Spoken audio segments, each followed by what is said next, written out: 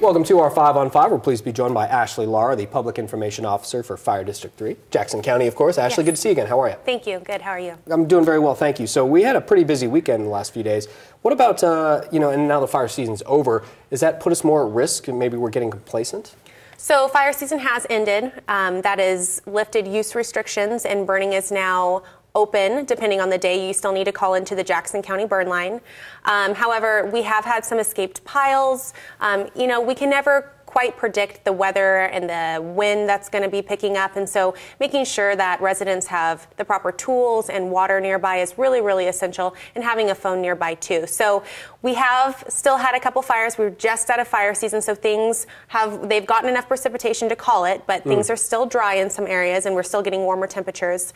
As for resources, our district, we don't lay anyone off during the year or hire more on during the summer. So where we're going to kind of see that influx of personnel is going to be with state forestry, so Oregon Department of Forestry, and then federal fire as well, the U.S. Forest Service, BLM.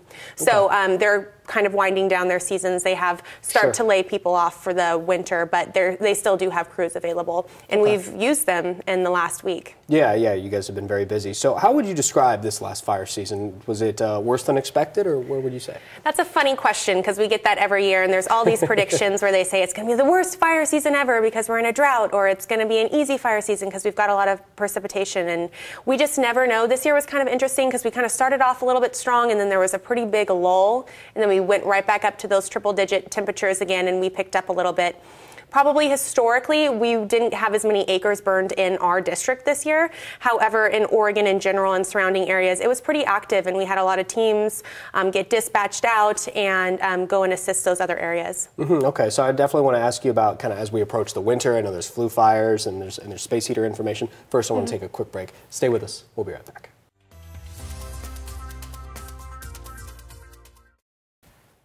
Welcome back to our 5 on 5. Again, we're here with Ashley Lara from Jackson County Fire District 3. So Ashley, obviously the winter is coming. It's starting to get cold. The leaves are changing, and you guys are still very busy with burn piles and controlled burns and all of that. But flue fires and space heaters, those are always a concern in the winter, correct? Yeah, it's great to get your chimney inspected every year, and also space heaters. We see a lot of, we want to make sure we're not using extension cords in our home in general, but especially with those space heaters, and then making sure they're pulled away from any flammables. And that can be a bedspread, that can be curtains, even throwing clothes on the ground. They get very warm very quickly, and we want to make sure that we shut them off when we're not in the room, and being able to monitor them as well. Very important. Yeah, I see a lot of fires that way, and I'm sure you do, of course, too. All right, so you guys are doing an indoor sprinkler event. Is it a fundraiser? What is this? This is actually something that was talked about when we were doing our budget for the year, and this is something that District 3 believes very strongly in. We're not looking to get sprinklers mandated in every home, but we do believe that they really, really help. Having working smoke alarms actually cut your loss by 1/3. By having in-home sprinklers, it actually cuts your loss by 80%. That's pretty substantial. Wow. So we are partnering with Pacific and Claudio Alvarez Restoration, and we are going to be giving a in-home fire sprinkler to one of our residents in Jackson County Fire District 3's service area. And so applications are opening up this week. You can find that at www.jcfd3.com.